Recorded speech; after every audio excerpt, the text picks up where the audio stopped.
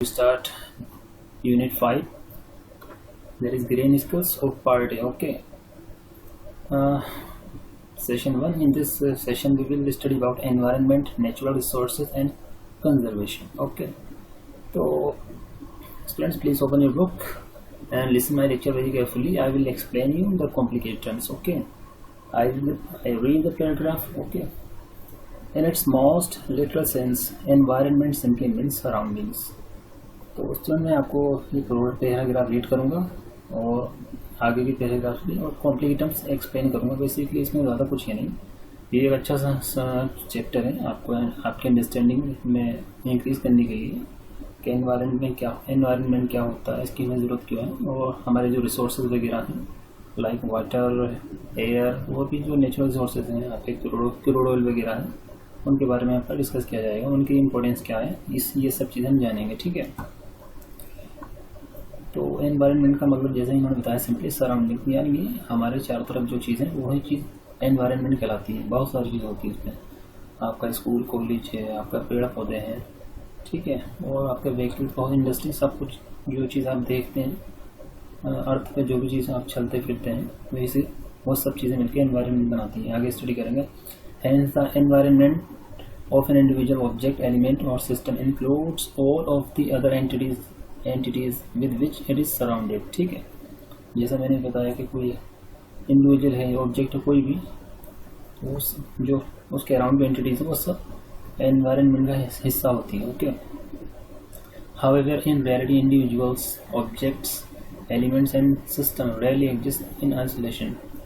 तो कहना ही चाह रहे हैं कि कोई भी चीज़ बेसिकली अकेले में एग्जिस्ट नहीं कर सकती, उसके चारों तरफ कुछ ना कुछ होता ज़रूर है। मतलब जैसे हम लोग हैं इंसान, हम तो हमारे चारों तरफ कितना कुछ है, लाइक फॉरेस्ट है, स्कूल कॉलेजेस है, और हम मूव करते हैं प्लेस से दूसरी प्लेस पे, तो कुछ ना कुछ हमको नज़र ही आता रहता है जो कि हमारी लाइफ से रिलेटेड होता है, हमारे काम का होता है। तो ये बहुत मुश्किल है किसी भी स्पीसीज़ के लिए, इवन ह्यूमन बींग्स या आपके जो भी पशु हैं या पक्षी हैं, आपके एनिमल्स हैं या बर्ड्स हैं, कि वो आइसोलेशन में अपनी ज़िंदगी गुजार ले, बहुत मुश्किल है। Instead they tend to interact to varying extents with their surrounding entities. जैसा मैंने बताया वही सेंस है। Therefore it is not particularly helpful to conceptualize the environment without including in that conceptualization some notion of relationship। Individuals, objects, elements and system influence and are in turn influenced by their surroundings। तो हर चीज़ देखिए, हर चीज़ आपका कोई भी चीज़ है, specially उस चीज़ के बारे में बात की जा रही है, लिविंग ऑर्गेनिज्म जिनके अंदर जान होती है, जो कि one there things which can move from one place to other like that. Okay. तो उनकी सराउंडिंग उन पर असर डालती है। ठीक है। आगे next topic, natural environment. Our environment is everything that surrounds us from the trees, mountains, roads, building, things and even people. तो हमारा एनवायरनमेंट क्या है, जैसे मैंने कुछ देर पहले बताया, हर वो चीज़ें जो कि जिससे हम घिरे हुए हैं, वो आपका ट्रीज हो सकता है, माउंटेन हो सकता है, रोड हो सकता है, बिल्डिंग हो सकता है, बहुत सारी चीज़ें हो सकती हैं, like motors, vehicles, bikes, school colleges, university वगैरह, इंडस्ट्री वगैरह, ये सब हमारे एनवायरनमेंट का हिस्सा होती है। So it is a combination of both natural and human made elements. तो ये क्या आपका कॉम्बिनेशन होती है natural and human made elements का। These elements are divided into two types. तो ये एलिमेंट है, ये एलिमेंट्स हमने दो कैटेगरी बना दी है इनकी। First one is biotic and second is abiotic. तो बायोटिक एलिमेंट्स क्या होते हैं, लिविंग ऑर्गेनिज्म। जैसे मैंने बताया, लिविंग ऑर्गेनिज्म यानी कि जिनके अंदर जान होती है, जो जिनके अंदर डिसीजन मेकिंग कैपेबिलिटी है, जो डिसीजन ले सकते हैं, एक प्लेस से दूसरी जगह मूव कर सकते हैं, अपनी लाइफ के बारे में डिसीजन ले सकते हैं। ठीक है, अपना अच्छा बुरा जो सोच सकते हैं। बायोटिक एलिमेंट्स क्या होते हैं, नॉन लिविंग थिंग्स, जैसे जिनके अंदर जान नहीं होती, जैसे लैंड है, एयर है, वाटर है, प्लांट्स हैं and animals, all comprise the natural environment. तो अबायोटिक एलिमेंट्स क्या थे आपको, जो नॉन लिविंग है, यानी कि जैसे आपका लैंड है, एयर है, वाटर है, या आपके हाउस है, बिल्डिंग, ये सब क्या जिनके अंदर जान नहीं, जो कि आपने घर बना दिया तो वो अपनी जगह रहता है, आप तो बाहर जाते हैं काम करने के लिए, अपनी लाइफ रन करने के लिए, बहुत सारी चीज़, पानी जहाँ मूव करता रहता है, लेकिन उसके अंदर ऐसे कोई डिसीजन नहीं कि वो आप ये सोच लेगा जैसे नेचर में लॉ है कि वाटर ऊपर से नीचे की तरफ फ्लो होता, तो ऐसा नहीं कि वो कल से वो अपना रूल चेंज कर लेगा, नीचे से ऊपर की तरफ फ्लो होने लगे। ठीक है, आगे चलते हैं। Let us learn about the different domains of the natural environment. These are the lithosphere, hydrosphere, atmosphere and biosphere. तो ये कुछ डोमेन्स हैं नेचुरल एनवायरनमेंट के, इनके बारे में हम थोड़ा जानते हैं। फर्स्ट इसमें आता है लिथोस्फीयर। तो लिथोस्फीयर क्या होता है आपका, इज द सॉलिड क्रस्ट और the hard top layer of the earth. तो ये लिथोस्फीयर क्या होता है आपका, सॉलिड, एक सॉलिड परत होती है, या इन्होंने लिखा है hard top layer of the earth, जो अर्थ की ऊपरी परत होती है उसको लिथोस्फीयर कहते हैं। It is made up of rocks and minerals, ये आपकी चट्टानों और मिनरल से बनी होती है। And covered with a thin layer of soil, और किससे कवर होती है, बहुत बारीक परत जिसको हम मिट्टी कहते हैं उससे। Lithosphere is an irregular surface with mountains, plateaus, plains, valleys, landform etcetera. तो लिथोस्फीयर क्या होता है, बेसिकली इर्रेगुलर सरफेस होता है, यानी कि ऊंचा नीचा। और इसके कुछ इन्होंने एग्जाम चीज़ें बताई हैं, जैसे माउंटेन्स है, आपके पहाड़ होते हैं, प्लेटोज, कुछ फ्लैटलैंड्स होती हैं। आप कुछ अगर आप डिस्कवरी या जियोग्राफी, नेशनल जियोग्राफी चैनल देखते हो तो उसमें कुछ कभी कभी इस तरह की लैंड दिखाई जाती है, बहुत ही फ्लैट होती है, बहुत दूर तक उन आपको बिल्कुल साफ नज़र आता है अगर आप दूरबीन वगैरह से या कोई टेलीस्कोप का यूज़ करके देखें। फ्लैट, ये कुछ इधर अफ्रीका साइड में पाई जाती है इस तरह के लैंड्स। प्लेन होती है, वैलीज होती हैं, घाटियाँ वगैरह, landform etcetera. It is the domain that provides us forest, grassland for grazing. तो ये डोमेन, इसमें क्या हम करते हैं कि जो डोमेन आता है बेसिकली इसमें आपके जंगल होते हैं, आप एनिमल्स को चराने के लिए घास वगैरह होती है, और आपका लैंड होता है एग्रीकल्चर के लिए, हाउसिंग के लिए, यानी कि सिंपल है। तो लिथोस्फीयर में क्या है, बेसिकली ये वही चीज़ जिस पर हम रह रहे हैं, जिस पर हमारी ज़िंदगी चलती है, जिसमें जंगल होते हैं, आपका फॉरेस्ट होते हैं, हमारे एनिमल्स वगैरह आपका जैसे मान लीजिए गाय है, गाय भैंस, और भी जो एनिमल्स होते हैं जो जंगल में जाते हैं या उन्हें चराने के लिए, उन्हें खाना खिलाने के लिए घास वगैरह खाते हैं, जंगल वगैरह ले जाते हैं, चरवाहे, ठीक है, शेफर्ड वगैरह। और इसमें लैंड आती है एग्रीकल्चर, खेती बाड़ी के लिए, और हम लोग रहते हैं इसी परत पर अपना घर बनाकर। It is also a source of minerals, और ये मिनरल्स का सोर्स भी है। ठीक है, नेक्स्ट इसमें है hydrosphere. Hydrosphere is the domain of water. इसमें हाइड्रो का मतलब ही वाटर होता है, ठीक है, ये ग्रीक वर्ड है। तो ठीक है, इसके बारे में जानते हैं। It comprises of the various sources of water and different types of water bodies like rivers, lakes, sea, ocean, estuaries. तो ये किन सोर्सेज से मिलकर बना होता है, वाटर के बहुत सारे आपकी अलग अलग पहचान होती है। तो जैसे कुछ पानी की पहचान बड़े लेवल में स्टोर कर देते हैं वाटर को, तो क्या है वो, रिवर्स है, नदियाँ आप जानते हैं कि बहुत सारी, लाइक गंगा, जमुना, बहुत सारी इंडिया में नदी, बहुत सारी पढ़ी होंगी आपने in earlier classes 7th 8th में वगैरह, हिंदी वगैरह या किसी भी सब्जेक्ट में पढ़ाई जाती है। और आपकी लेक्स हैं, झील वगैरह हैं, लाइक नैनीताल वगैरह में, समुद्र हैं, महासागर हैं, एस्चुअरी, जहाँ एस्चुअरी यानी कि जहाँ आपकी नदियाँ जाके समुद्र में गिरती है, एक बड़ा सा एरिया होता है, ठीक है। It is essential for all living organism. तो ये देखिए, पानी क्या बेसिकली एक बेसिक नीड है ह्यूमन सर्वाइवल के लिए। Without water no living organism can survive, ठीक है। तो इसका मतलब ये कि एक वाटर क्या एसेंशियल थिंग है for living organism. Next atmosphere. तो एटमॉस्फेयर क्या होता है, basically is the thin layer of air that surrounds the earth. तो ये एटमॉस्फेयर क्या होता है, वो थिन लेयर होती है of air that surround the earth, जो कि अर्थ को घेरे हुए है। इसमें बहुत सारी आपकी गैसेज वगैरह होती हैं, लाइक हमारे जो एटमॉस्फेयर में, लेकिन गैसेज मिलकर बना है आपका नाइट्रोजन है, ऑक्सीजन है, और ऑलमोस्ट आई थिंक 71% आपकी नाइट्रोजन है और अराउंड 19% ऑक्सीजन, और बाकी जो परसेंट बचा उसमें बाकी गैसेज आती हैं, ठीक है। तो ये सब गैसेज मिलकर हमारा क्या, आपका कार्बन डाइऑक्साइड भी वगैरह भी होती है इसमें, कम परसेंट उनकी, ये सब मिलकर हमारा एटमॉस्फेयर बनाती है। It is held by the gravitational force of the earth. अच्छा देखिए, ये गैसेज अर्थ को छोड़ के नहीं जाती है, अर्थात में ये कि अर्थ को छोड़ के किसी और प्लेनेट पे चली जाए, लाइक मून पे चली जाए या मार्स प्लेनेट पर, क्योंकि अर्थ की ग्रेविटी इतनी ज़्यादा स्ट्रॉन्ग है कि वो इसको इन गैसेस को स्केप नहीं होने देती है। या फिजिक्स वगैरह में पढ़ होंगे आई थिंक ग्रेविटी का concept. The atmosphere protects us from the harmful UV rays from the sun by blocking them out. तो यही जो हमारा एटमॉस्फेयर है ये हमको क्या प्रोटेक्शन प्रोवाइड करता है, किससे? जो हमारी हार्मफुल अल्ट्रावायलेट रेस होती हैं जो कि सन से आ रही होती हैं। एटमॉस्फेयर बहुत ज़्यादा हेल्प करता है। अगर ये एटमॉस्फेयर नहीं होगा तो बहुत ज़्यादा दिक्कत हो जाएगी, सर्वाइवल ह्यूमन नहीं कर पाएगा, सीधे आपकी जो बॉडी है उसको बॉडी पार्ट्स को बहुत ज़्यादा नुकसान देंगी है सन की रेस। जैसे आप दिन के 12 बजे कितनी ज़्यादा गर्मी हो जाती है तो ये उसी टाइम इनका ज़्यादा असर देखने को मिलता है, क्योंकि उस टाइम सूरज क्या होता है बिल्कुल हमारे सर के ऊपर होता है। तो फिर भी हालांकि ये अगर आप उस टाइम ओपन एरिया में चलते हैं तो काफ़ी आपको हीट या पसीना आता है या गर्मी महसूस होती है, तो ये इन्हीं रेस का असर होता है। It contains a number of gases like oxygen, ये सब मैंने बताया, which is essential for life, dust and water vapour. ठीक है। Changes in the atmosphere bring changes in weather and climate. तो देखिए अगर जब आपका एटमोसफियर चेंज होता है तो क्या होता है कि आपका मौसम में चेंजेस होने लगते हैं, यहाँ तक कि आपकी क्लाइमेट में चेंजेस होने लगते हैं। ठीक है, जैसे कि आज हम देख ही रहे हैं। Biosphere next includes all life. It is the zone of the earth where land, water and air interact with each other to support life. ठीक है।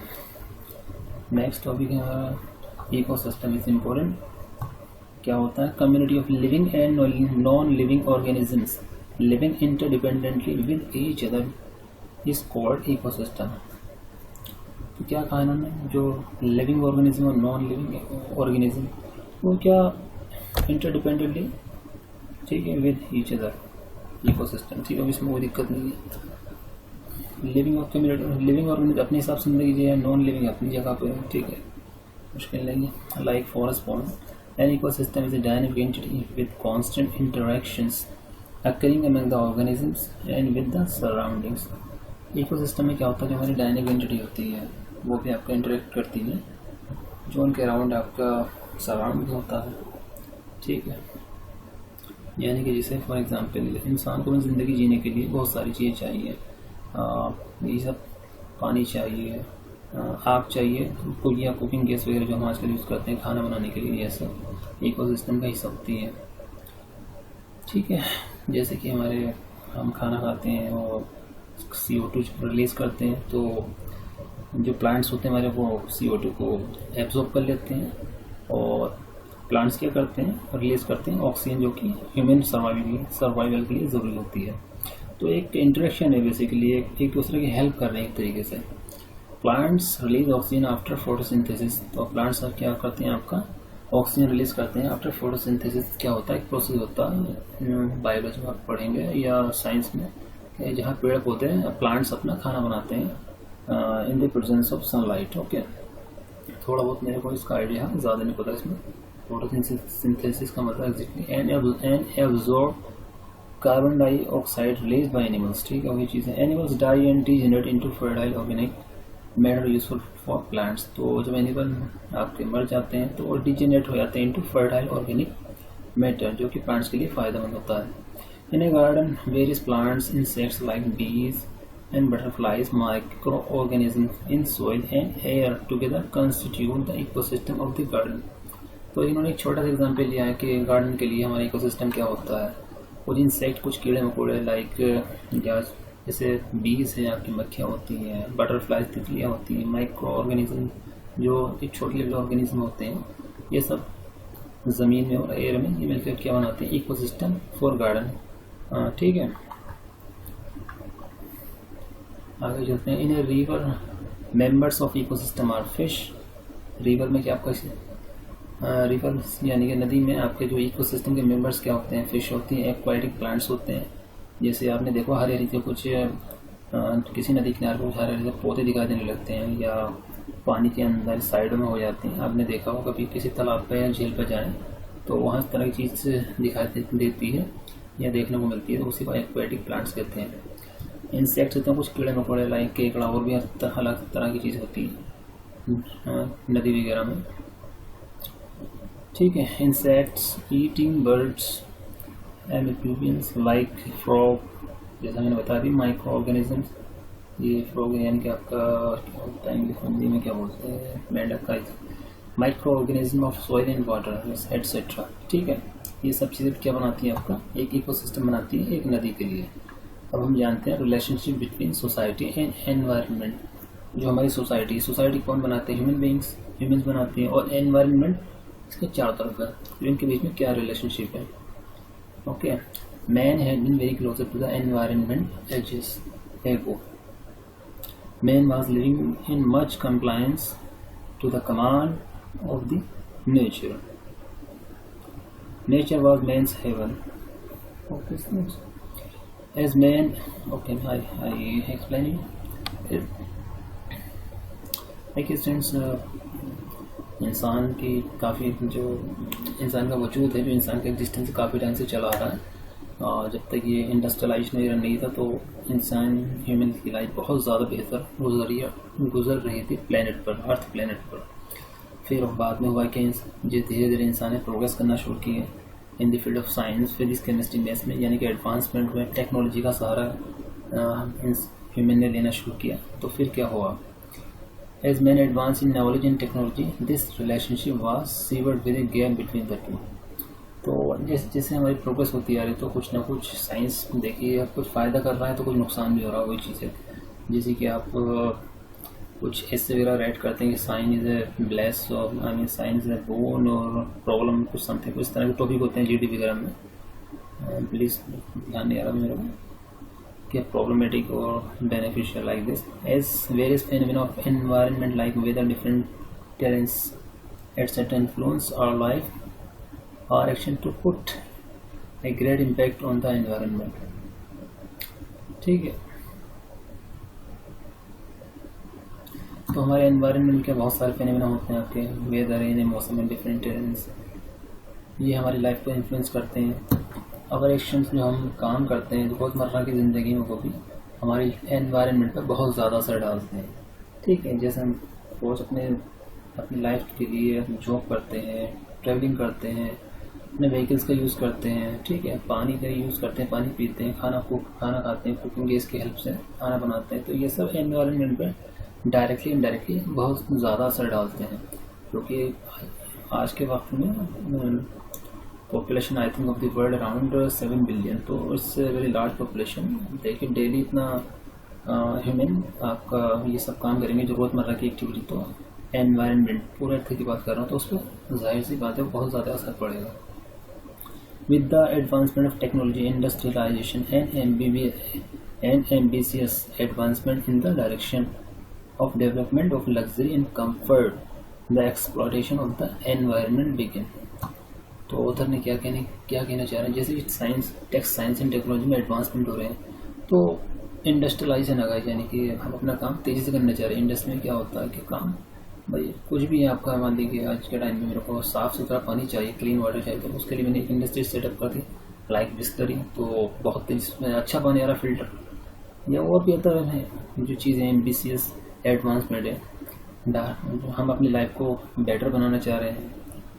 तो देखिए कहीं ना कहीं हम क्या कर रहे हैं, एनवायरनमेंट का एक्सप्लॉयटेशन कर रहे हैं। कैसे थे इंडस्ट्री में क्या होता है, जो बहुत सारा वेस्ट होता है वो हम बाहर ऐसे फेंक देते हैं इंडस्ट्री वाले ज़्यादातर, तो वो सही से बेसिकली उसको डिस्पोज नहीं करते हैं, तो वैसे ही रिवर्स में बहा देते हैं, तो पानी क्या गंदा हो जाता है, बहुत ज़्यादा कॉन्टेमिनेट हो जाता है, तो प्रॉब्लम होने लगती है। और फिर वही नदी बाद में जाके आपके समुद्र में जाकर मिलती है तो सारा पानी ख़राब होने लगता है। Gradually it turned into rampant over-exploitation of natural resources, thereby leading to the following disaster effects। Okay, तो हुआ क्या हुआ स्टूडेंट्स, जब हम ये सब करते हैं, हम ध्यान नहीं रखते अपने एनवायरनमेंट का, तो हम क्या कर रहे होते हैं बेसिकली अपने नेचुरल रिसोर्सेज, जो हमारे नेचुरल रिसोर्सेज हैं जैसे फॉर एग्जांपल वाटर, तो हम क्या उसको नुकसान कर रहे हैं, अपने लिए प्रॉब्लम क्रिएट कर रहे हैं। क्योंकि वाटर क्या एसेंशियल है, रिसोर्स है आपके लाइफ के, जिसके बिना आपकी ज़िंदगी है क्या इंसान हो या प्लांट्स हो या इंसेक्ट हो, इनकी ज़िंदगी नहीं चलने वाली। हर लिविंग ऑर्गेनिज्म को वाटर चाहिए, किसी को कम अमाउंट में चाहिए, किसी को ज़्यादा अमाउंट में चाहिए। ठीक है, तो कुछ डिसास्टर इफेक्ट्स क्या हैं, rapid endangerment of rare animals and plants species due to extensive poaching. तो देखिए हो क्या रहा बेसिकली, कुछ एनिमल्स जो जिनकी तादाद या जिनकी गिनती बहुत कम रह गई है उनको बहुत ज़्यादा खतरे में डाल दिया है ह्यूमंस ने। लाइक टाइगर्स है, आपके शेर हैं, और भी कुछ एनिमल्स हैं जो जंगल में जिनकी आपके राइनो है जिनकी नंबर्स बहुत कम हो गए हैं in India even in the world.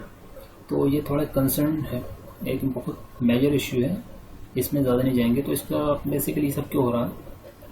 इसी तरह से कुछ प्लांट्स हैं उनकी भी खासी कमी आई है इंडिया में भी और दुनिया में भी। जैसे कि फॉर एग्जांपल आपका एक दफ़ा प्रोग्राम देखा रहा था कि जैसे ये ओशन में आपका बहुत ज़्यादा ट्रेड चलने लगा। कई बार क्या होता है कि उसमें क्रूड ऑयल गिरा देते हैं, शिप वगैरह जो क्रूड ऑयल को कैरी करते हैं, तो उससे जो शिप में जो ओशन में आपके जो समुद्री जीव हैं लाइक फिश वगैरह या वेल वगैरह, तो वो सब जीव क्या हो जाते हैं, वो मर जाते हैं। यहाँ तक कि वो जो पेड़ जो आपका शेल वगैरह होती है, जो समुद्र वगैरह में जो पौधे होते हैं, वो भी उनको भी नुकसान होने लगता है। ठीक है, तो जैसे फॉरेस्ट की बात कर रहे थे, पोचिंग यानी कि इलीगल हंटिंग ऑफ एनिमल्स। जैसे हम देखते हैं अक्सर सुनते हैं कि जो गांव वगैरह या बड़े बड़े लोग टाइगर्स का या शेर का शिकार करने के लिए निकल जाते हैं। कई बार ये उनकी ऐसे क्यों करते हैं, कुछ लोग शौक के लिए करते हैं, कुछ लोग अपने ट्रेड के लिए करते हैं। क्योंकि जानवर की खाल लाइक राइनो है, उनका सींग बहुत महंगा होता है, और शेर वगैरह की खाल भी बहुत महंगी होती है। बहुत सारे रीजन्स होते हैं, पैसा कमाने का जरिया बनाना चाहते हैं लोग इसको। Greater demand of for precious animal parts and ornamental goods made from them. जैसा मैंने बताया अभी, शेर वगैरह की खाल बहुत ज़्यादा महंगी होती है, कीमती होती है। उसी तरह से अदर एनिमल्स लाइक एलिफेंट है, उसका सींग भी बहुत महंगा होता है, और राइनो उसका भी सींग की बहुत ज़्यादा कीमत होती है। तो इनका कुछ लोग गांव के या शहर के या कुछ लालची लोग इलीगल हंटिंग करने लगते हैं जंगलों में जाके इनकी। Erosion of soil and deterioration of soil fertility. तो देखिए ये सब तो ज़मीन का कटाव होने लगता है, जो ज़मीन की उपजाऊ जो उसकी पावर है वो कम होने लगती है। ये सब जब इफेक्ट्स हमारे हो, जो ये सब ऊपर की चीज़ें जो मैंने भी एक्सप्लेन की उनके होने पर। Water pollution due to fertilisers, pesticides, domestic and industrial waste. जैसा मैंने कुछ देर पहले बताया हूँ, पानी कितना ज़्यादा आपका पॉल्यूटेड होते जा रहा है। आप जो यूज़ कर रहे हैं आजकल एग्रीकल्चर में, फर्टिलाइजर्स यूज़ कर रहे हैं, पेस्टिसाइड यानी कि हमारी एग्रीकल्चर फसल में कीड़े ना लग जाएं और या कीड़ा ना खा ले, फसल बर्बाद ना हो जाए, तो उसके लिए हम क्या यूज़ करते हैं, पेस्टिसाइड का। ठीक है, अपनी फसल को बचाने के लिए। और आगे आपका डोमेस्टिक एंड इंडस्ट्रियल वेस्ट, हमारे घरों से भी पानी निकलता है, वो भी कहीं ना कहीं आपका नदी नालों से होते हैं, नाली से होते हैं, जाके नदी में मिलता है। उधर इंडस्ट्री वेस्ट होती है, जो इंडस्ट्री में काम चल रहा होता है, मैकेनिकल है सॉरी केमिकल टाइप का, तो वो केमिकल रिलीज़ करते हैं, डिस्पोज कर देते हैं। तो इसी जगह वो पानी में बहाने की कोशिश करते हैं अक्सर वो लोग। तो एट द एंड आपको जो पॉल्यूशन कहाँ होता है, वाटर में होता है। वाटर आगे जाकर आपका रिवर में मिलता है, रिवर आपका सी ओशन में जाकर मिलती है। तो यानी कि एक बड़े लेवल पे आपका पॉल्यूशन वाटर में होने लगता है। और वाटर इंसान के सर्वाइवल के लिए ज़रूरी है। तो आप थोड़ा बहुत आपको आइडिया होगा मैं क्या कहना चाह रहा हूँ। Air pollution due to toxic industrial emission and fuel combustion. अब देखिए इंडस्ट्री आजकल बहुत तरह की इंडस्ट्री है, जहाँ केमिकल है, फर्टिलाइजर वगैरह बनाई जाती हैं, वो भी तरह की है। लाइक आपकी बहुत सारी जैसे चिमनी वगैरह हैं, आपके जैसे ईट वगैरह बनाई जाती है, ब्रिक्स वगैरह, और यहाँ पे लगातार आपको फ्यूल्स बर्न करना पड़ता है। तो उसकी वजह से भी कई बार टॉक्सिक या पावर प्लांट हैं, दूसरी चीज़ें हैं, कोल को बर्न करते हैं थर्मल पावर प्लांट में हम टरबाइन चलाने के लिए। तो बहुत ज़्यादा आपका स्मोक कहें या टॉक्सिक रेडिएशन उनसे बाहर एमिशन होता है उसका। तो वो सब चीज़ें एनवायरनमेंट के लिए अच्छी नहीं होती हैं। Next, deforestation, floods, forest fires, volcanic eruption, drought, global warming, radioactive waste and ozone depletion. Deforestation का क्या होता है, आपकी फ्लड आती है, बाढ़ आती है, कई बार सूखा हो जाता है, बहुत ज़्यादा गर्मी होती है, फॉरेस्ट में आग भी लग जाती है सनराइज की वजह से। वॉल्केनिक इरप्शन, ज़मीन के अंदर से ज्वालामुखी निकलने लगते हैं कई बार बहुत ज़्यादा। कुछ हॉट एरियाज़ हैं अर्थ पर, ड्रॉट सूखा पड़ जाता है कई बार, अगर बारिश ना हो लंबे टाइम तक तो सूखा पड़ जाता है, खेती नहीं हो पाती है, ग्लोबल वार्मिंग, और ये सब फैक्टर में आपके क्या चीज़ निकल कर आती है, ग्लोबल वार्मिंग, यानी कि अर्थ का टेम्परेचर बढ़ रहा है, अर्थ हीट हो रही है in comparison to previous years या बिफोर, हमारे जो 100 साल पहले से अर्थ का टेम्परेचर बढ़ गया है।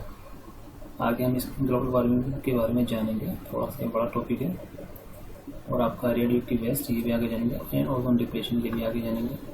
Drastic negative effect on human health speciality child health. तो देखिए इतना कुछ ख़राब हो रहा है, तो उसके से जाहिर सी बात है ये सब इम्पैक्ट ह्यूमन की हेल्थ पे आना है। तो इसमें भी बेसिकली जो बच्चे होते हैं उनकी हेल्थ पे जल्दी असर पड़ता है। जैसे आजकल आप देखते हैं कि बेसिकली हवा इतनी साफ़ नहीं है, जैसे आप दिल्ली का एग्जाम्पल ले सकते हैं, इतना ज़्यादा एयर पोल्यूशन हो गया है वहाँ पे कि यहाँ की गवर्नमेंट ने कुछ मेरे ख्याल से आई थिंक बिफोर 6 और 7 मंथ्स, विंटर की बात कर रहा हूँ, तो बहुत ज़्यादा धुंधलाहट हो गई थी कि साफ़ नहीं दिखाई दे रहा था फॉग की वजह से, और बहुत लोगों ने मास्क यूज़ करना शुरू कर दिए थे। तो ठीक है, ये सब क्योंकि हमारा एनवायरनमेंट पॉल्यूटेड होता जा रहा है day by day. Next topic is deforestation. Deforestation is when humans remove or clear large areas of forest lands and related ecosystem for non-forest use. तो डिफॉरेस्टेशन क्या होता है, देखिए हमारे जो जंगल होते हैं जब हम उनको काट देते हैं या साफ कर देते हैं मशीन की हेल्प से, बड़ी बड़ी मशीन होती है, पर्पज़ हमारा हो सकता है कि बहुत सारे पर्पज़ होते हैं, अभी आगे जानेंगे। तो उससे क्या असर आता है, these include clearing for farming purposes, wrenching and urban use. इसमें एक पर्पज़ है आपका कि हम जंगल को काट रहे हैं कि हम खेती करना चाहते हैं। रेंचिंग यानी कि जो हमारे एनिमल्स हैं लाइक गाय भैंस और दूसरे जो भी जानवर हैं जो हमारे पालतू हो सकते हैं, तो उनको चराई करनी है भेड़ वगैरह की। एंड अर्बन यूज यानी कि हम शहर बसाना चाहते हैं इस तरीके से। In this cases trees are never be planted, लेकिन जब हम कर लेते हैं तो हम ट्रीज कभी दोबारा से लगाते नहीं, प्लांट नहीं करते। Since the industrial age, about half of world's original forests have been destroyed. देखिए स्टूडेंट्स, मैंने कहा जैसे आप थोड़ी देर पहले कहा था, इंडस्ट्रियलाइजेशन है तो बहुत काम कीजिए, लेकिन इससे प्रॉब्लम ये भी हो गई है कि जो हमारे जंगल फॉरेस्ट हैं, जो उनके ट्रीज हैं, वो गायब हो गए हैं, डे बाय डे करते जा रहे हैं, क्योंकि पॉपुलेशन भी बढ़ती जा रही है। तो हर किसी को अपनी ज़िंदगी चलानी है, अर्निंग करनी है, जॉब चाहिए, बिजनेस करना है।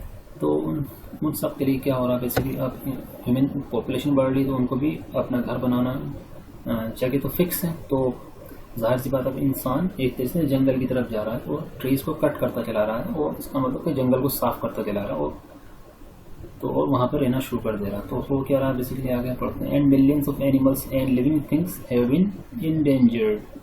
तो देखिए स्टूडेंट्स, इंसान क्या था बेसिकली, देखिए गॉड ने क्या इंसान जानवरों के लिए, एनिमल्स स्पेशीज बर्ड्स वगैरह के लिए जंगल बनाए, और जो अर्थ में जो प्लेसेस जंगल नहीं है वहाँ पे इंसान रहते। लेकिन ये कि जैसा मैंने बताया अभी कि ह्यूमन्स की पॉपुलेशन इतनी ज़्यादा बढ़ती जा रही है कि वो जंगल साफ करते जा रहे हैं। तो इससे क्या हुआ, जो हमारे एनिमल्स थे या बर्ड्स थे, स्पेशीज थे अदर जो कि जंगल में रहते थे, वो तो अपना फिर वो कहाँ जाएंगे, वो मर जाएंगे, क्योंकि अचानक से वो अपना उनको घर ढूंढने में दिक्कत हुई, बहुत सारी प्रॉब्लम होती है, बहुत सारी दिक्कतें आती हैं। और कुछ तो स्पीसीज ऐसी होती हैं जहाँ अपने जंगल काटे हैं बस वो ख़त्म, वो एक्सटिंग्विश हो जाती है।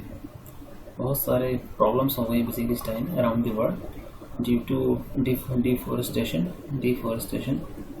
Despite the improvements in education, information and general awareness of the importance of forest. देखिए इतना कुछ हो रहा है आज के टाइम में, ह्यूमन्स इतने ज़्यादा एजुकेटेड हैं इन कंपेरिजन टू अगर हम अगर हम पिछले 100 साल में जाए, 100 साल पहले और आज का रिपोर्ट उठाएं, तो ज़्यादा लिटरेसी रेट है, ज़्यादा एजुकेशन है, उसके बाद भी ये सब हो रहा है। ये बहुत ही कमाल की और ताजुब की बात है कि इसका रीज़न ये कि पॉपुलेशन इतनी ज़्यादा बढ़ गई, पॉपुलेशन को भी कहीं फिट करना है गवर्नमेंट को, चाहे हमारे देश की हो या बाकी कंट्रीज़ की।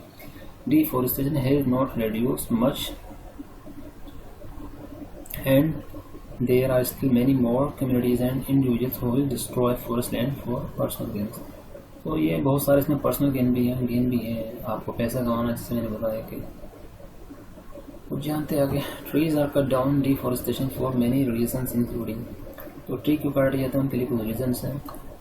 टू बी यूज सोल्ड और एक्सपोर्टेड एज टिम्बर, वुड और fuel, charcoal, this is called logging. तो पहले रीज़न भी बताया कि जंगल काटते हैं बेसिकली, जो उसमें ट्रीज होते हैं उनकी लकड़ी कीमती होती है, उसे हम घरों में लाइक चौखट विंडो में इसमें यूज़ करते हैं, फर्नीचर में यूज़ की जाती है। और ठीक है, जो उसका जो वेस्ट होता है यानी काट पिन जो कटी कटी लकड़ी होती है उसको हम जला लेते हैं, उसको चारकोल बोलते हैं। तो इस प्रोसेस को लॉगिंग कहते हैं। तो एक ट्री से बहुत सारी चीज़ें हमारी बनती हैं जो उसका काम में आती हैं। घरों में आप देखते हैं लकड़ी की चौखट विंडो, और भी आपकी ड्रेसिंग है, आपकी टेबल्स हैं, चेयर्स हैं, ये सब वहाँ पर आपकी लकड़ी का यूज़, वुड का यूज़ किया जाता है। वो सब जंगलों से आती है अक्सर कट के, ठीक है। To be next point, to be used for farming purposes, grazing fields for livestock और large scale farming activities। आपका इसमें नेक्स्ट रीज़न ये हो सकता है कि आप जंगल काट के अपनी खेती करना चाह रहे हैं, फार्मिंग बनाना चाह रहे हैं, उसके लिए भी लार्ज स्केल पे। To make room for human settlement and urbanization, these include making space for shelter, industries and roads। Simple, आपने जंगल जैसा कि पूरा मैंने काफ़ी एक्सप्लेन किया कि जो हमारे जंगल काटने का बहुत बड़ा रीज़न किया, डिफॉरेस्टेशन का बहुत बड़ा रीज़न किया। ह्यूमन की पॉपुलेशन बहुत ज़्यादा बढ़ गई है। अगर पिछले 100 साल का कंपेरिजन करें तो उनको बसाने के लिए हमको जगह तो चाहिए ना, तो इसलिए भी हमें जंगल काटने पड़ रहे हैं, फॉरेस्ट को गायब करना पड़ रहा है। ह्यूमन्स को सेटल करना है, शहर बसाने हैं, इंडस्ट्री लगानी है, रोड बनाने हैं, इंडस्ट्री क्योंकि लोगों को जॉब चाहिए ज़िंदगी चलाने के लिए, ठीक है। To make room for mining. Okay. Next topic, pollution is very important. The contamination of the surrounding environment by the addition of foreign unwanted substances is known as pollution. तो यही है पॉल्यूशन का मतलब क्या होता है। बेसिकली जो हमारी सराउंडिंग्स है, जब उसमें गंदगी हम ऐड करते चले जाते हैं तो उस चीज़ को हम पॉल्यूशन की देते हैं। And anything which makes the surrounding environment unhealthy and fit for the living is known as the pollution। वही चीज़ जो मैंने बताई कि मान लीजिए आपका एग्जाम्पल जैसे फ्रेश है, हमारी एयर है, अब एयर में हमारी बहुत सारी टॉक्सिक लाइक कार्बन डाइऑक्साइड की अमाउंट बढ़ता जा रहा है, तो हमारी क्या एयर फ्रेश नहीं हो रही है क्योंकि ट्रीज कट गए। लास्ट हमने टॉपिक में क्या किया कि जब हम डिफॉरेस्टेशन कर रहे हैं, जंगलों काट रहे हैं, तो ट्रीज गायब हो जा रहे हैं। अब ट्रीज की क्या खासियत होती है, प्लांट्स की क्या खासियत होती है, वो CO2 कार्बन डाइऑक्साइड को एब्जॉर्ब करते हैं, जो कि इंसानों के लिए खतरनाक गैस होती है। और बदले में क्या करते थे, एब्जॉर्ब CO2 करते थे और रिलीज करते थे आपका ऑक्सीजन। तो ऑक्सीजन इंसानों के लिए सर्वाइवल के लिए इम्पोर्टेंट गैस है। तो एक बहुत अच्छा इंटरेक्शन था बिटवीन आपका ट्रीज यानी कि फॉरेस्ट एंड ह्यूमंस। लेकिन हुआ क्या, इसका उल्टा हुआ। इंसान ने अपने लिए अपनी लाइफ बेटर बनाने के लिए अपने लिए ही प्रॉब्लम क्रिएट कर ली जंगल काट के, ठीक है। क्योंकि अब जंगल कट गए तो क्या हो रहा है, ऑक्सीजन तो इतना पैदा नहीं हो पा रही ना, ठीक है। तो फिर क्या हो रहा है, बेसिकली जो बची हुई आपका ऑक्सीजन है उसी में आपका CO2 ऐड होती जा रही है, क्योंकि अब पॉपुलेशन इंक्रीज हो रही है। यानी कि अब ह्यूमंस क्या करते हैं, वो CO2 रिलीज करते हैं और उनको एब्जॉर्ब क्या करते हैं, आपका ऑक्सीजन। तो आप समझ लोगे का आइडिया, मतलब कि किस तरह की एक कॉम्प्लिकेटेड सिचुएशन में आपकी पैदा हो गई है, क्रिएट हो गई है। तो इसलिए ट्रीज लगाना बहुत ज़्यादा ज़रूरी है इस प्रॉब्लम को ओवरकम करने के लिए। आगे स्टडी करते हैं air pollution. The combination of air thus making it unfit for breathing is known as air pollution, ठीक है। It is measured in terms of the particulate matter concentration present in the air, that is PM2.5 and PM10, which means particles smaller than 2.5 and 10 micrometers। ठीक है, मुश्किल नहीं, आप read करेंगे समझ में आ रहा होगा आपके respective, which must be less than the WHO recommendation for the healthy consumption। तो WHO क्या बेसिकली एक वर्ल्ड हेल्थ ऑर्गेनाइजेशन जो कि आपके लिए स्टैंडर्ड सेट करता है कि हेल्थ रिगार्डिंग हेल्थ सेफ्टी के, जैसे आजकल कोरोना वायरस बीमारी चल रही है, पैंडेमिक चल रही है, तो उसको जो भी आपका वैक्सीन आएगा उसको बहुत कौन लगाएगा, WHO। तो ये करंट ग्लोबल लेवल पर काम करती है, खास ऑर्गेनाइजेशन, इसमें बहुत सारे कंट्रीज के मेंबर हैं। तो एयर पोल्यूशन में बस यही चीज़ है। तो एयर पोल्यूशन बेसिकली किन चीज़ों से आपका क्रिएट होता है, वो चीज़ है आपकी ये स्मोक फ्रॉम व्हीकल्स, जो आपका धुआं निकलता है व्हीकल्स से, चिमनी से, इंडस्ट्री से आपका वेस्ट निकलता है, बर्निंग ऑफ वुड। देखते हैं ये जो चीज़ें हैं जब इनको बर्न करते हैं या इन्हें यूज़ करते हैं अपनी किसी कुछ प्रोसेस करने के लिए, जलाते हैं, नेचुरल गैस आपका व्हीकल वगैरह यूज़ करते हैं, डेली वगैरह या आपका मेट्रोपॉलिटन सिटीज, तो वो सब कहीं ना कहीं आपका धुआं निकालते हैं, CO2 निकालते हैं, जो कि एनवायरनमेंट को पॉल्यूट करती है। which causes the release of harmful toxic gases like carbon monoxide, sulphur dioxide, nitrogen oxide etcetera. तो ये सब गैसेस क्या होती है बेसिकली आपका हमारे एनवायरनमेंट को नुकसान पहुंचाती है। Effects, air pollution is posing a serious threat to both flora and fauna. तो एयर पोल्यूशन जैसे मैंने कहा कि ये बहुत नुकसान पहुंचा रहा है फ्लोरा एंड फोना का मतलब ताकि आपका एनिमल्स एंड प्लांट्स जो कि हमारी जो एनिमल्स हैं प्लांट जो कि अर्थ पर है उन सबको नुकसान पहुंचा रहा है। Air pollution is believe to end lives of over 20 lakh people every year. तो इससे करीब एयर पोल्यूशन से आपको लगा हर साल 20 लाख लोगों की मौत हो जाती है, डेथ हो जाती है। Incurable respiratory diseases among animals, जो हमारे एनिमल्स हैं उनके बीच में सांस वाली ऐसी बीमारी होती है जिसका इलाज भी नहीं है एयर पोल्यूशन की वजह से। Everest rainfall, acid rain, global warming, ये कुछ फैक्टर्स हैं। एवरेस्ट के मीनिंग होते हैं आपका अनसर्टेन, अनिश्चित, यानी कि बारिश पड़ जा रही है आपका रुकी नहीं रही है। और कुछ इलाके तो ऐसे वर्ल्ड में ऐसे हैं जहाँ एसिड रेन होती है, यानी कि अगर कोई चीज़ जब भी बारिश में कुछ नीचे उसके नीचे आ जाएगी तो वो जल जाएगी। ठीक है, एसिड तो आपने थोड़ा बहुत केमिस्ट्री में आइडिया लिया होगा। और global warming, depletion of ozone layer, rise in temperature, withering of plants. Withering यानी कि प्लांट्स मुड़ जा रहे हैं, इतनी ज़्यादा गर्मी पड़ती है आजकल कुछ कंट्रीज़ में, इवन इंडिया में भी आजकल के आपके कई प्लांट्स पौधे तो मुरझा जाते हैं। Drought like condition, the grimy appearance of building etcetera are only because of air pollution. Grimy appearance of building यानी कि आजकल एयर पोल्यूशन इतनी ज़्यादा बढ़ गया कि कुछ दूरी पर जो बिल्डिंग मौजूद होती हैं लाइक 100 मीटर तो वो भी साफ नहीं दिखा देती इन सिटीज़ लाइक दिल्ली, क्योंकि जो आपकी एयर है इतनी ज़्यादा वो कंटेमिनेट हुई कि आपको साफ सुथरा नहीं दिखाई दे रहा कुछ भी because of air pollution. Vehicles वगैरह क्योंकि बड़े शहरों में कि आपका व्हीकल्स बहुत ज़्यादा हैं तो उनसे वही ये सब धुआं निकलता है, स्मोक निकलता है जो कि एयर को आपको क्या करता है, पोल्यूट करता है। Okay, if you have observe the haze in summers and smog in winters, then you can better understand what really air pollution is leading to। तो देखिए जैसे समर में होता है आपका एक बहुत ज़्यादा गर्मी पड़ती है, धुंध बन जाती है जिसकी वजह से हमें साफ आगे की चीज़ें 100-200 मीटर की नज़र नहीं आती है।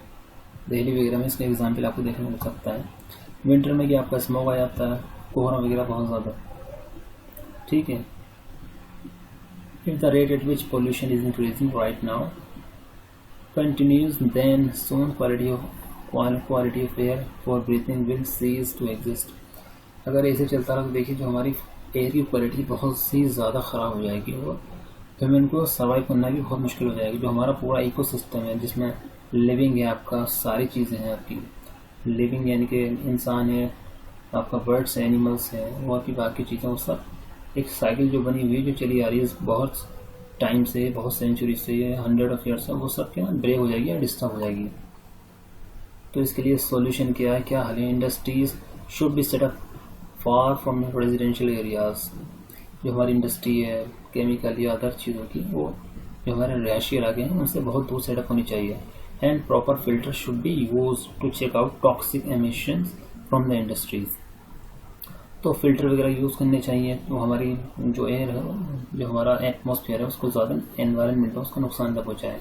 क्योंकि इंडस्ट्रीज में अभी मैंने बताया थोड़ी देर पहले कि बहुत सारे गैसेज निकलती हैं क्योंकि इसमें काम लगातार चलता ही रहता है। तो उससे क्या होता है, हमारा जो सिस्टम है एनवायरनमेंट उसमें प्रॉब्लम होने लगती है। डिफॉरेस्टेशन शुड बी स्टॉप्ड, ठीक है, and afforestation should be promoted. तो जंगल की कटाई पर रोक लगनी चाहिए और more trees must be planted. Forestation का मतलब जंगलों को बढ़ावा देना चाहिए, यानी कि आप ट्रीज लगाते जाएं तो क्या है वो ट्रीज एक दिन क्या जंगलों का रूप ले लेंगे, उसमें खुद ब खुद जानवर या जो एनिमल्स हैं आके रहने लगेंगे like this. Power plants emission should be controlled migrating towards cleaner sources of energy like solar and wind energy. तो हमें क्या जो क्लीन सोर्सेज हैं एनर्जी के उनकी तरफ मूव करना चाहिए, जैसे आपका सोलर है, पावर पैनल है, उनसे भी आजकल इलेक्ट्रिसिटी बनाई जाती है, विंड एनर्जी, ये सब क्या बेसिकली हमारे इलेक्ट्रिसिटी का सोर्सेज हैं। यूरोप वगैरह में आपका नीदरलैंड है, फिनलैंड है, बहुत ही छोटी डेनमार्क, इन सब कंट्रीज़ में क्या आपका इन सब एनर्जीज़ पे बहुत ज़्यादा फोकस किया है, जैसे नॉर्वे वगैरह है। लेकिन इंडिया में प्रॉब्लम क्या है, यहाँ पर अभी भी थर्मल पावर प्लांट से आपकी इलेक्ट्रिसिटी प्रोवाइड कराई जाती है। थर्मल पावर प्लांट यानी कि जिसमें कोयला जलाकर बिजली बनाई जाती है, इलेक्ट्रिसिटी, तो उससे बहुत ज़्यादा धुआं निकलता है, वो 24 घंटे काम चलता रहता है। तो आप आइडियल है, समझ आपको आइडिया हो रहा होगा कि in a country having population around 130 crore, तो इतने सारे लोगों को लिए इतनी एनर्जी प्रोवाइड कराना, यानी कि बहुत ज़्यादा आपको कोयला जलाना, बर्न करना पड़ेगा एनर्जी का रिक्वायरमेंट फुलफिल करने के लिए। Next topic, water pollution, contamination of water bodies thus making it unfit for consumption. ठीक है, use is known as water pollution. तो ये थोड़ी देर पहले हमने जाना था, it is majorly caused due to the discharge of harmful chemical waste by industries directly into the water bodies. तो ये भी वही चीज़ है कि इंडस्ट्री में देखिए बहुत सारा हमारा केमिकल वेस्ट होता है, जिसे इंडस्ट्री वाले क्या करते हैं, आपका डायरेक्टली वो नदी नालों में बहा देते हैं या रिवर में डाल देते हैं या फिकवा देते हैं, ज़मीन पर डाल देते हैं इसी। तो उससे क्या है कि हमारा जो सिस्टम होता है इन्वायरमेंट, उस पर हमारा डिस्टर्ब हो जाता है उसमें, और देखते पोल्यूट करने लगता है एनवायरनमेंट को या एटमोसफेयर को। In proper sanitation, spraying insecticide, pesticide, crops. तो जैसे आजकल नदी नाले में कोई बहुत अपने कंट्री में कोई बहुत ज़्यादा अच्छा मैनेजमेंट नहीं है, जैसे गंदा पानी अच्छे पानी में जाकर मिल जाता है रिवर्स में, तो ये सब वाटर को पोल्यूट करता है। ठीक है, तो हमारी क्रॉप जो फसलें उन पर भी आपका दवाई छिड़की जाती है कि उनमें कीड़ा न लग जाए, कीड़ा फसल को ना खा ले। तो ये सब एक तरीके से वाटर पोल्यूशन का रीज़न बनती है। Bathing, washing clothes near reverse और पॉन्ड्स। आप जैसे आजकल बहुत सारे गाँव, बहुत सारी जगह पर होता है कि लोग अपने गंदे जानवरों को वहाँ ले जाते हैं, नहलाने लगते हैं बहुत ज़्यादा, या कपड़े धुलाई का काम करने लगते हैं। तो ये भी एक प्रॉब्लम ही करता है बेसिकली कि जो हमारा वाटर, आप वाटर को क्या कर रहे हैं, डर्टी कर रहे हैं। Eutrophication also add the water pollution causing a rise in water pollution. तो ये सब चीज़ें एक ही हैं, यानी कि यूट्रोफिकेशन का मीनिंग होता है नदी झील आदि में जो बड़ी संख्या में पेड़ पौधे होने की प्रक्रिया होती है वो भी डिस्टर्ब हो जाती है। इफेक्ट्स, इसके इफेक्ट्स, वाटर पोल्यूशन के इफेक्ट्स क्या हैं आपके? Sooner or later, if the misuse of water is not stopped, then pure drinking water will not be available. देखिए, अगर हमने अपने पानी को खराब होने से नहीं रोका तो जो हमारा पीने वाला पानी वो हमको नहीं मिल पाएगा। ठीक है, right now as well as just because of pollution and misuse of resources, water level has already depleted from its normal level. देखिए, आजकल पोल्यूशन को रिसोर्सेज, नेचुरल रिसोर्सेज उनका इतना ज़्यादा गलत यूज़ हो रहा है, जिसकी वजह से हमारा वाटर लेवल जो होना चाहिए था उससे नॉर्मल से वो नीचे चला गया है। And the water which is available is again in pure form. जो पानी हम पीते हैं, देखिए आजकल क्या होता है, जो हमारे जल बॉडी को भी हम पानी को फिल्टर करके प्रोवाइड करता है। पानी की इतनी बड़ी प्रॉब्लम हो गई कि आप अगर आप पानी डायरेक्ट पिएंगे विदाउट फिल्टर तो आपकी तबीयत ख़राब हो सकती है। और आजकल पानी पीने से बहुत सारी बीमारियाँ ऐसी हैं इस टाइम अर्थ पर, जो से गंदा पानी पीने की वजह होती हैं, जिससे कुछ बीमारी का जिक्र किया गया है, which can cause serious disease like cholera, diarrhoea, typhoid, retarded growth and stomach peptic ulcers. तो ये कुछ बीमारियाँ हैं जो गंदा पानी पीने की वजह से हो जाती हैं। ये गंदा पानी उनके लिए रीज़न बनता है। कोलेरा यानी कि हैजा, ठीक है। टाइफाइड तो आजकल बहुत कम है, जब भी आपकी गर्मी पड़ती है या आपके वेदर में बहुत ज़्यादा चेंजेस होते हैं तो टाइफाइड बहुत ज़्यादा लोगों को हो जाता है। आजकल फीमेल में तो अक्सर देखने को मिलता है, लेकिन आजकल मेल भी इसका शिकार हो जा रहे हैं। तो इसका सोल्यूशन क्या है? The domestic and sewage water should be recycled by correctly mixing it with soil. जो हमारा डोमेस्टिक जो घरों में पानी हमारा जो घरों से निकलता है नाली के ज़रिए, सीवेज आपका ये जो गंदा पानी होता है लेट्रिन वगैरह का, टॉयलेट वगैरह का, इसको हमको रिसाइकिल करना चाहिए। क्योंकि हमारे स्टूडेंट्स, हमारा जो पानी है वो अर्थ को तो लिमिटेड है, तो उसको हम जैसे नैनीताल में होता है, लेकिन नैनीताल में कहीं से पानी आता नहीं है, जो वहाँ पर वाटर है पहले से वही है, उसको ही रिसाइकिल करके बार बार वो यूज़ करते हैं, पीते हैं, या जिस पर्पज़ के लिए यूज़ करते हैं, नहाने में, खाने में, पीने में, ठीक है। तो ये रिसाइकिलिंग वाटर की बहुत ज़रूरी है। क्योंकि ये हमारा लिमिटेड रिसोर्स है। Which increase the fertility of the soil, तो ये सब करने से हमारी क्या होती है, जो हमारी ज़मीन है, अर्थ है, खेती वाली ज़मीन है, उसकी फर्टिलिटी इंक्रीज हो जाती है। The industrial toxic waste on the other hand should not be disposed of directly in the water bodies at all. जो इंडस्ट्रियल वेस्ट निकलता है उसको हमें डायरेक्टली आपका नदी नालों में या सब आपका रिवर में नहीं फेंकना चाहिए, क्योंकि उससे वो जो हमारा वाटर है, जो रिवर का, वो पोल्यूटेड हो जाता है। Alternating disposable techniques should be developed or should be disposed of after proper treatment. The use of pesticide and insecticide should be minimized. Okay students, next topic हमारा है global warming and green house effect. ये हमारा important topic है, काफ़ी एक तरह से environment का ये मोस्ट इम्पोर्टेंट टॉपिक है। Global warming occurs when carbon dioxide and other air pollutants, chlorofluorocarbons and greenhouse gases collect in the atmosphere and absorb sunlight and solar radiation that have bounced off the earth's surface। तो देखिए जो हमारी global warming क्या होती है, उसके लिए जो हमारी CO2 गैसेज होती है, इसमें और भी गैसेज होती हैं जो कि एटमॉस्फेयर में इकट्ठी हो जाती हैं, और ये जो करती हैं, जो हमारी सन से लाइट आ रही होती है, रेज आ रही होती है, उनको एब्जॉर्ब कर लेती हैं। तो फिर आगे क्या होता है, normally this radiation would escape into space but these pollutants, जो हमारी कुछ रेस तो चली जाती हैं आपकी इसमें बैक इन स्पेस, और जो पॉल्यूटेंट्स होते हैं वो जो करते हैं वो which can last for years to centuries in the atmosphere. ये तो जो हमारे पॉल्यूटेंट्स हैं कुछ वो एटमॉस्फेयर बने रह जाते हैं, तो ये क्या करते हैं, ये हीट को ट्रैप करते हैं और अर्थ प्लेनेट को हीट करने लगते हैं, यानी कि उसका टेम्परेचर बढ़ाने लगते हैं।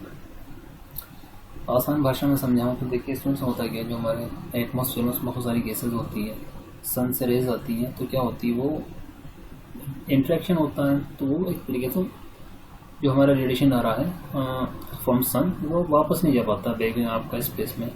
तो देखिए कोई चीज़ रेज आ रही है लगातार आपकी सन से, अगर वो वापस नहीं जाएंगी रिफ्लेक्ट होकर, तो क्या होगा, अल्टीमेटली अर्थ का टेम्परेचर इंक्रीज होगा। इसी को हम ग्रीन हाउस इफेक्ट कह देते हैं कि अर्थ का टेम्परेचर आपका हर साल या हर 10 साल में बढ़ता जा रहा है। जो भी लोग इसमें स्टडी करते हैं वो बताते हैं, ठीक है, यानी कि कंटिन्यूसली आपका टेम्परेचर में इंक्रीमेंट हो रहा है। जैसे हम सुनते हैं कि अर्थ सी का लेवल राइज कर रहा है, यही सब रीज़न होता है।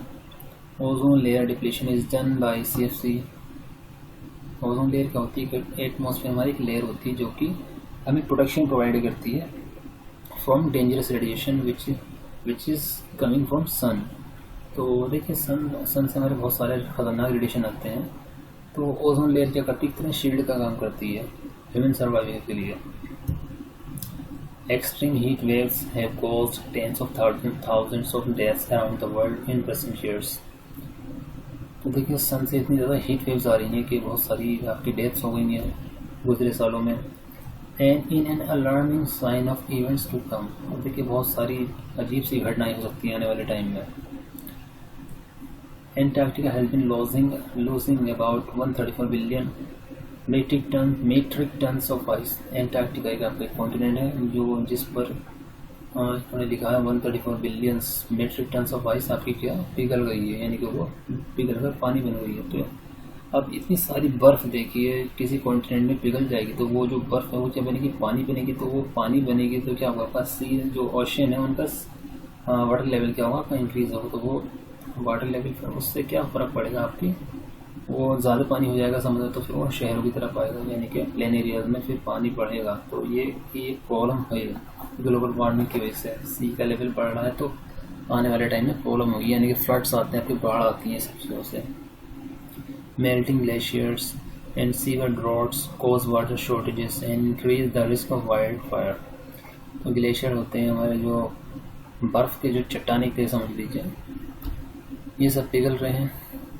आपका थोड़ा सूखे आ रहे हैं आजकल, सूखे यानी बारिश ना होना, तो खेती नहीं हुई है, बारिश नहीं हुई तो एक तरीके से क्या पानी की शॉर्टेज हो जा रही है।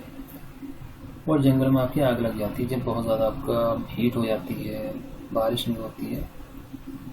Rising sea levels will lead to flooding in coastal areas. Kerala is recent example. Forest, farms and cities face heat waves.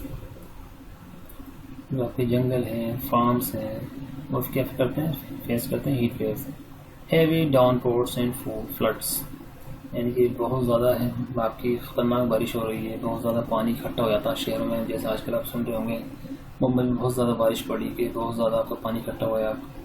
I think before 1 year 2 year के केरला में बहुत ज़्यादा बारिश हुई थी या डैम ब्रेक हुआ था, पता नहीं कुछ इस तरह की चीज़ें, तो पूरा शहर में पानी भर गया था। बहुत ज़्यादा इमरजेंसी आप वहाँ पे अनाउंस करनी पड़ गई थी स्टेट गवर्नमेंट को। All these damage and destroy agriculture and fisheries, disease like allergies, asthma and infection, ये कॉमन हो गई है आजकल। तो इतना कुछ जब ग्लोबल वार्मिंग होगा या इसके इफेक्ट्स हमें देखने को मिलेंगे इस तरह के, तो इनसे क्या होगी, बीमारी होगी। एलर्जी जैसे अक्सर आजकल देखते हैं कि एलर्जी कॉमन होती जा रही है, ठीक है। एस्थमा, सांस की परेशानी, इन्फेक्शन हो जाता है इंसान को आजकल बहुत जल्दी, लाइक टाइफाइड है, या प्लेटलेट्स आपकी गिर जाती हैं अक्सर आजकल जैसे मौसम बदलता है या गर्मी का मौसम आता है।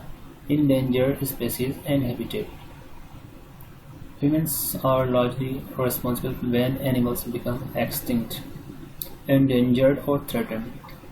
देखिए एनिमल्स जब आपका जो कोई प्रजाति होती है, जैसे वल्चर है फॉर एग्जांपल, अब से करीब पत्नी बहुत साल पहले वल्चर गिद्ध दिखाई देते थे। वल्चर क्या होते हैं, आपके वैक्यूम, आपके जो एनवायरनमेंट क्लीनर होते हैं, तो वो बेसिकली जो गंदी चीज़ें होती हैं, गंदी हवा को साफ़ कर देते हैं। लेकिन आजकल वो सब चीज़ दिखाई देने को नहीं मिलती है क्योंकि एनवायरनमेंट हमारा बहुत पोल्यूटेड हो गया है और हमने बहुत सारे एनिमल्स की जो लाइफ है उसको खतरे में डाल दिया है।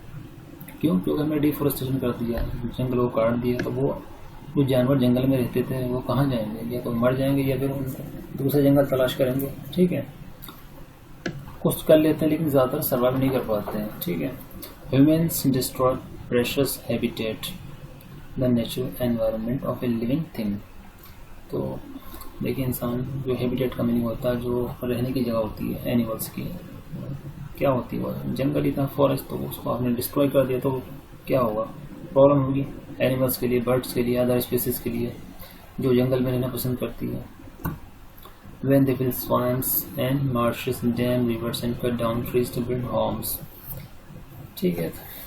Roads and other developments, oil spills, acid and water pollution have been devastating for many species of fish and birds। Oil spills का यह मीनिंग होता है कि जैसे आपका डीजल पेट्रोल किस कहीं गिर जाते हैं या बिखेर देते हैं, लाइक समुद्र में जैसे आजकल सुनने को मिल रहा है कोई जापानी शिप है कि वो उसका कुछ तेल लिख कर गया, बहुत ज़्यादा क्रूड ऑयल कच्चा तेल, नियर मॉरिशस, एक छोटा स्मॉल कंट्री है। तो देखिए इसका प्रॉब्लम कहाँ पर होगी कि जो स्पीसीज आपका जो समुद्र में उन पर डायरेक्ट इम्पैक्ट पड़ेगा, यानी कि वो बहुत सारे स्पीसीज मर जाएंगे आपका, लाइक फिश हैं, आपका जो सी में जो आपका शेल वगैरह होते हैं, जो समुद्री पौधे होते हैं, वो सब उनकी लाइफ खतरे में आ जाती है। Humans have over hunted and over harvested species leading to their endangerment. तो देखिए इंसान ने इतना ज़्यादा जानवरों का शिकार कर लिया है कि और स्पेसीज़ का भी, कि उसने अपने लिए संकट पैदा कर लिया है, क्योंकि कुछ स्पेसीज़ का एग्जिस्टेंस ह्यूमन सर्वाइवल के लिए ज़रूरी होता है। Habitat loss due to fires, forest fires, deforestation, pollution, over killing and poaching has led to the extinction of rare animal species. ये सब आपको बता चुका हूँ। Some endangered species are giant, जो हमारे जो कुछ स्पीसीज जो कि खतरे में या जिनकी तादाद बहुत कम हो गई है, ये देखने को नहीं मिलते आज के टाइम में। जाइंट पांडा है, टाइगर है, वूपिंग क्रेन, ब्लू व्हेल। एक टाइम तक ब्लू व्हेल अच्छी खासी हुआ करती थी समुद्र में, लेकिन आजकल इनकी भी तादाद संख्या बहुत कम हो गई है। Asian elephant, sea otter, snow leopard, gorilla and many more. And the next topic is radio active waste and e waste. ठीक है सर, तो ये थोड़ा थोड़ा आपको बना के दिखाया फिगर डायग्राम इन्होंने कि किस तरह से हमारा ये ग्रीन हाउस गैस इम्पैक्ट करती है हमारे एटमॉस्फेयर पे। ठीक है, एटमॉस्फेयर हमारे अर्थ का ही पार्ट होता है, ठीक है। हालांकि ये काफ़ी ऊपर तक होता है हवा में, जो हमारी हवा काफ़ी ऊपर तक होती है, उसको हम अर्थ से ही मानते हैं कि ये भी हमारी अर्थ ही है, अर्थ का हिस्सा है। Radio active waste is nuclear fuel that is produced after being used inside of nuclear reactor. तो ये रेडियो एक्टिव मटेरियल आपके क्या होते हैं, कुछ जैसे आगे आप फिजिक्स में या केमिस्ट्री में स्टडी करेंगे। प्लूटोनियम है और भी यूरेनियम वगैरह, जो कि कुछ खास तरह के मटेरियल होते हैं जो कि बहुत ज़्यादा एनर्जी वाले मटेरियल होते हैं, जिनके हेल्प से हम एनर्जी बनाते हैं, लाइट इलेक्ट्रिसिटी बनाते हैं, कुछ खास तरह के रिएक्टर बना के। आजकल जो हमारे शिप हैं लाइक नेवी के शिप, वो इन्हीं की हेल्प से चलते हैं, क्योंकि इनके अंदर बहुत ज़्यादा एनर्जी होती है, बहुत टाइम तक चला सकते हैं, इतना हमारा डीजल या पेट्रोल नहीं चला सकते हैं। सबमरीन वगैरह में यूज़ किए जाते हैं radio active material. It is the radio active material and is very dangerous to animal. ये बहुत खतरनाक चीज़ होती है, बहुत खतरनाक मटेरियल होता है। This is very dangerous and remains this way for not just a few years but for thousand of years, यानी कि ये बहुत लंबे इसकी लाइफ होती है। It must be handled in the right manner so not to cause a turn of devastation in the world. जैसे आपके एटम बम वगैरह में यूज़ किया था, तो आपने नाम सुना होगा था, और हिरोशिमा नागासाकी 2 बम ने कितना ज़्यादा पूरा शहर तबाह कर दिया था। तो इससे आपको अंदाज़ा होगा कि ये कितनी खतरनाक चीज़ है। ठीक है। Industries like mining, defence, medicine, scientific research, nuclear power generation which produce by products that include radioactive waste. तो इन सब चीज़ों में आपको हमारा रेडियोएक्टिव वेस्ट का यूज़ किया जाता है, या रेडियोएक्टिव मटेरियल यूज़ होता है, ये इन पर रिसर्च चलता है। Electronic waste included discarded electronic devices like old cellphone, computers, batteries etcetera. ये वेस्ट यानी कि इलेक्ट्रॉनिक वेस्ट में ये हमारी चीज़ आती है, जो हमारे पुराने मोबाइल आते हैं, ख़राब हो जाते हैं। ये भी बहुत ज़्यादा आपके कंप्यूटर्स होते हैं जो कि पुराने हो जाते हैं। जैसे पहले आपका CRT चलता था, कैथोड ट्यूब, एक मोटा था, टीवी की तरह होता था, तो वो सब क्या कचरा हो जाता। तो ये भी एक वेस्ट हो गया, इसे कहाँ फेंके, तो ये भी एनवायरनमेंट के लिए अल्टीमेटली प्रॉब्लम क्रिएट करता है। ठीक है। They degenerate very slow and are hazardous. अब ये देखिए, ये क्या बहुत धीरे धीरे इनका एक्सटिंक्शन होता है, और ये एनवायरनमेंट के लिए ख़तरनाक होते हैं। Waste recycling, renewable energy sources, stringent laws for the safe use of nuclear energy और some means to control this menace. तो देखिए, इसके लिए हमने क्या किया, जो हमारा वेस्ट है उसको रिसाइकिल करने के लिए हमने रीन्यूएबल एनर्जी रिसोर्सेज बनाए। जैसे आपका विंड एनर्जी है, सोलर पैनल है, और इसके लिए हमने बहुत स्ट्रिक्ट लॉज बनाए। न्यूक्लियर एनर्जी को यूज़ करने के लिए बहुत ही स्ट्रिक्ट लॉज होते हैं, क्योंकि ये बहुत ख़तरनाक चीज़ होती है। बहुत ज़रा सा उसमें गलती, एक्सप्लोजन बहुत पूरे सिटी को बर्बाद कर सकता है, या पूरे प्लांट को बर्बाद कर सकता है, और आपका जान माल का दोनों को नुकसान हो सकता है बहुत ज़्यादा। Adequate treatment, conditioning, storage and disposal of waste is very much required to be taken as a serious initiative। तो देखिए स्टूडेंट्स, यहाँ पर इस यूनिट में सेशन 1 में ऑथर ने बेसिकली आपको एक इन्फॉर्मेशन देने की कोशिश की है कि हमें बेसिकली एनवायरनमेंट की बहुत ज़्यादा ज़रूरत है। हमें इसको प्रोटेक्ट करके रखना है, इसको सेव करके बचा के रखना है, क्योंकि ये रहेगा तो हमारी ज़िंदगी रहेगी। अगर ये नहीं तो हमारी लाइफ पे बहुत ज़्यादा इम्पेक्ट पड़ेगा, हाँ, यानी कि हमारी हेल्थ पर। ठीक है। और तो ठीक है, ये सेशन फिनिश होता है। अगर किसी की कोई क्वेरी हो तो प्लीज़ कॉल मी और व्हाट्सएप में। हालांकि आप 2-3 टाइम रीड करेंगे तो आपको आइडिया हो जाएगा, इसमें कुछ ज़्यादा है नहीं। Okay, thank you.